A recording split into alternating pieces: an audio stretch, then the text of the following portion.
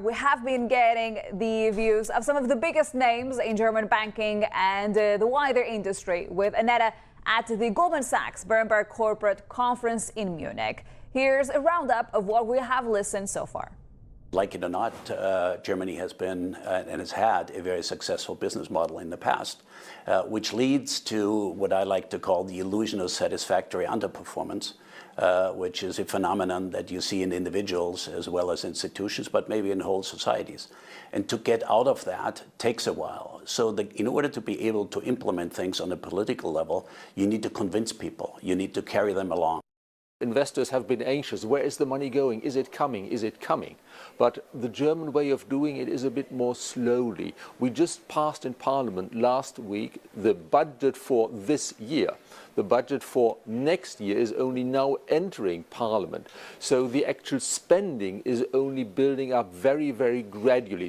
What we are seeing here is quite a positive mood from international investors for investing in Europe and investing in Germany. And I think this obviously relates to the current macro uncertainty that we see in the US and the renewed interest in Europe, Germany in particular, on the back of the fiscal stimulus that's kind of announced and the interest in capex and spending programs over here. I'm pleased to introduce Thomas Schulz, the CEO of Bilfinger. He's joining us this morning from the conference. Good morning, Thomas. Good to see you once again.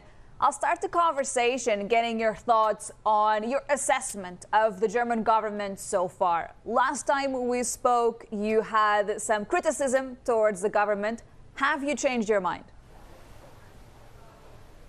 No, I didn't change my mind. I think the whole stimulus, the whole way what the government discuss about what to do is actually the right direction. What we would like to see is, of course, that things are happening. Just faster decision, more clear in the actions, short to midterm. But otherwise, same view.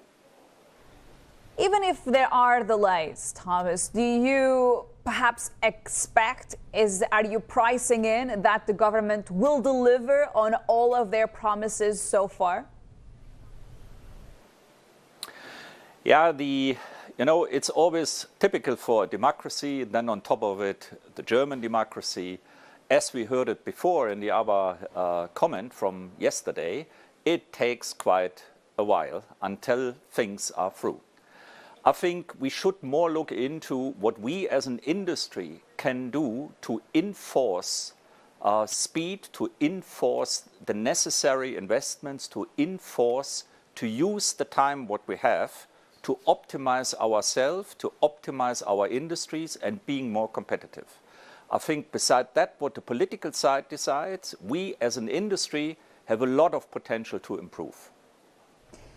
Do you think that there's perhaps too much focus right now on defense?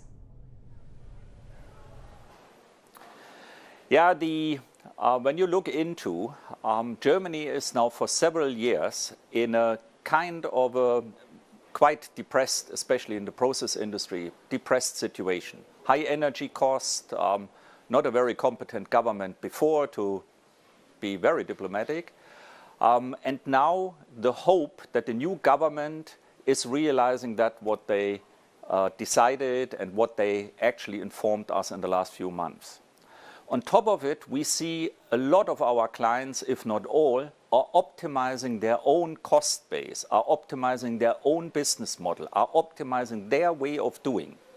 And we know since decades, if industries, if societies go through a challenging time and managing it, they are actually at the end of that transformation very competitive on a global scheme. And that is what we foresee actually for a big part of the German industry. Now, we have been looking a lot at the 2025 budget, but what do you expect from the German government in terms of their 26 budget?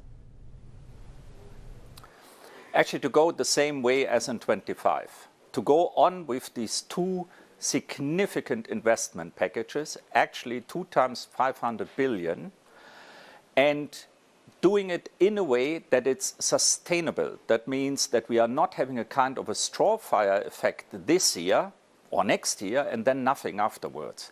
It has to be a constant investment into infrastructure, a constant investment into the society, a constant challenging of social welfare in Germany, a constant challenging of the whole society if they are working enough, if they are productive enough. And I think we have quite a big way to go to bring Germany back into a productivity level as it was before Mrs. Merkel's time. But Thomas, your business is present in many geographies. When you think about Germany versus the rest of Europe, do you still see Germany as the economic powerhouse that Europe has at the moment? Yes, of course. Look yourself into the GDP comparison where Germany is and the rest of Europe. So it is, if they like it or not, it is the powerhouse. Second, we see, with that what I said before, for us as Bilfinger Group, a huge potential within Germany as well as in Europe to help our clients to be more efficient, to be more productive. So out of that, to talk it further down and just talking and not acting is absolutely the wrong way. Right. I think Europe and especially Germany have a time now where they can decide, are they going back into sustainable, profitable growth, or are they going on to talk around and having funny ideas about whatsoever?